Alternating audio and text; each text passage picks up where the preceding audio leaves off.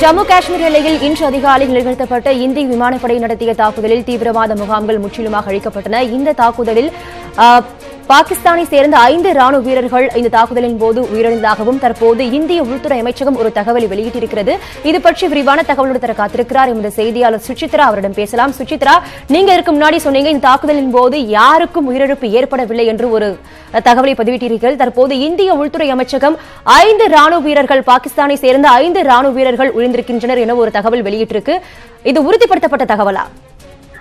தற்பொழுது இன்று அதிகாலை இந்திய விமானப்படை நடத்திய தாக்குதலில், அதாவது பாலகோட் மற்றும் முசாஃபராபாத் பகுதியில் நடைபெற்ற தாக்குதலில் பாகிஸ்தானினுடைய 5 ராணுவ வீரர்கள் பலியாகி இருப்பதாக தற்பொழுது உள்துறை அமைச்சகத்தினுடைய அதிகாரிகள் ஒரு தகவல்களை தெரிவித்திருக்கிறார்கள். நிச்சயமாக இந்திய அரசாங்கத்தின் அவர்களுடைய இந்திய அரசாங்கத்தை பொறுத்தளவில் இது உறுதிப்பட்ட தகவலாக தான் பார்க்கப்படுகிறது.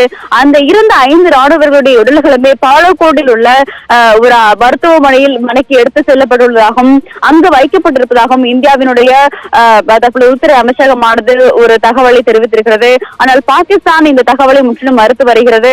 பாகிஸ்தான் இந்தியா இன்று அதிகாலை நடத்திய தாக்குதலில் பாகிஸ்தானில் எந்தவித பாதிப்பும் இல்லை எனவும், எந்த ஒரு கட்டடமோ அல்லது முகாமோ அதில் சிக்கவில்லை எனவும், அதனால் உயிர் சேதங்கள் எதுவும் ஏற்படவில்லை என்ற ஒரு தகவலை பாகிஸ்தான் ராணுவமாக தெரிவித்து வருகிறது. ஆனால் இந்திய உள்துறை அமைச்சகத்தை பொறுத்த அளவில் பாகிஸ்தானுடைய 5 ராணுவ வீரர்கள் இன்று அதிகாலை 3:30 மணி அளவில் நடத்தப்பட்ட தாக்குதலில் உயிரிழந்திருக்கிறார்கள். ஒருவேளை தற்பொழுது நடைபெற்று வரும் பாதுகாப்பிற்கான மத்திய அமைச்சரவை கூட்டத்திற்கு பிறகு இது தொடர்பான அறிவிப்பை பாதுகாப்பு அமைச்சர் நிர்மலா சீதாராமன் வெளியிட இருப்பதாகவும் உள்துறை அமைச்சகமானது ஒரு உறுதிப்படுத்த தகவல்களை தெரிவித்திருக்கிறது. நிச்சயமாக இந்திய அரசாங்கத்தை பொறுத்த அளவில் தற்பொழுது வரையிலும் பாகிஸ்தானுடைய 5 ராணுவ வீரர்கள் இந்த அதிகாலை பாலகோட் பகுதியில் நடத்தப்பட்ட தாக்குதலில் உயிரிழந்திருக்கிறார்கள். நித்யா, தற்பொழுது இந்திய உள்துறை அமைச்சகம் தற்போது 5 ராணுவ வீரர்கள், பாகிஸ்தான் 5 ராணுவ வீரர்கள் தற்போது உயிரிழந்திருக்கிறார்கள் என்று சொல்லியிருக்காங்க. அதே அடிப்படையில பாகிஸ்தான் வெளியுறவுத்துறை அமைச்சர் நடத்தக்கூடிய இந்த ஆலோசனை கூட்டத்தில் ஏதாவது தகவல் அந்த ஆலோசனை வெளிவந்திருக்கா? அது பற்றி தகவல் இருக்கா? தற்பொழுது வரையிலும், அதாவது இஸ்லாமாபாத்தில் நடைபெற்று வரும் அந்த ஆலோசனை கூட்டத்தில், அதாவது வெளியுறவுத்துறை அமைச்சர் ஷா மஹமூத் குரேஷினுடைய தலைமையில் அந்த ஆலோசனை கூட்டமானது நடைபெற்று வருகிறது.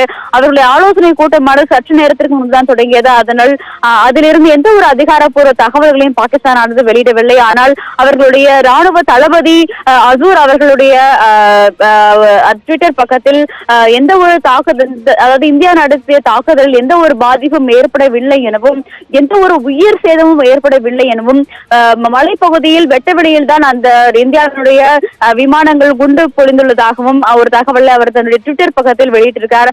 ஆனாலும் பாகிஸ்தானுடைய அதிகாரப்பூர்வ வெளியீடு என்பதாக எதுவும் தற்பொழுது வரையிலும் வரவில்லை. நித்யா,